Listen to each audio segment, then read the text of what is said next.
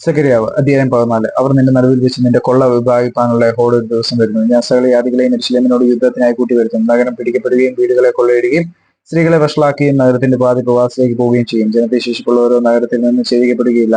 എന്നാൽ യഹോവ പുറപ്പെട്ട് താൻ യുദ്ധ ദിവസത്തിൽ പൊരുതുപോലെ ആ ജാതികളോട് പൊരുതും. അന്നാളെ അവന്റെ കാൽ യെരൂശലേമിനെതിരെ കിഴക്കുള്ള ഒലിവുമലയിൽ നിൽക്കും. ഒലിവുമല കിഴക്ക് പടിഞ്ഞാറായി നടുവെ പിളർന്നു പോകും. ഏറ്റവും വലിയൊരു താഴ്വര ഉളവായി വരും. മലയുടെ ഒരു പാതി വടക്കോട്ടും മറ്റേ പാതി തെക്കോട്ടും വാങ്ങിപ്പോകും. എന്നാൽ മലകളുടെ താഴ്വര ആസർ വരെ എത്തുന്നതുകൊണ്ട് നിങ്ങൾ എന്റെ മലകളുടെ താഴ്വരയിലേക്ക് ഓടിപ്പോകും. യഹൂദ രാജാവായ യോശിയാവിന്റെ കാലത്ത് നിങ്ങൾ ഭൂകമ്പം ഹേതുവായി ഓടിപ്പോയതുപോലെ നിങ്ങൾ ഓടിപ്പോകും.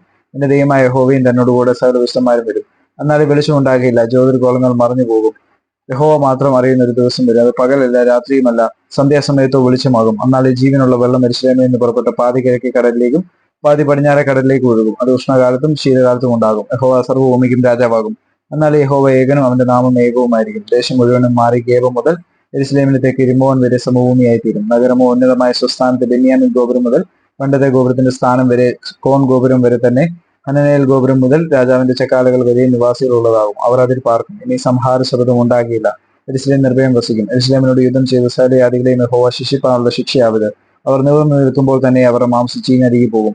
അവരുടെ കണ്ണ് തടത്തിൽ തന്നെ ചീഞ്ഞഴുകി പോകും. അവരുടെ നാവ് വായിൽ തന്നെ ചീഞ്ഞഴുകി പോകും.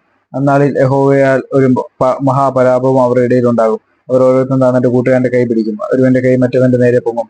യഹൂദയും യെരൂശലേമിൽ വെച്ച് യുദ്ധം ചെയ്യും. ചുറ്റുമുള്ള സകല ജാതികളുടെയും തരമായ പൊന്നും വെള്ളിയും വസ്ത്രവും അനവധിയായി ശേഖരിക്കപ്പെടും. അങ്ങനെ ഈ പാളയങ്ങളിലുള്ള കുതിര, കോവർ കഴുത, ഒട്ടകം കഴുത എന്നീ സകല മൃഗങ്ങൾക്കും ഈ ബാധ പോലെയുള്ള ഒരു ബാധയുണ്ടാകും. എന്നാൽ യെരൂശലേമിന് നേരെ വന്ന സകല ജാതികളിലും ശേഷിച്ചിരിക്കുന്ന ഏവനും സൈന്യങ്ങളുടെ യഹോവയായ രാജാവിനെ നമസ്കരിപ്പാനും കൂടാര പെരുന്നാൾ ആചരിപ്പാനും ആണ്ടുതോറും വരും.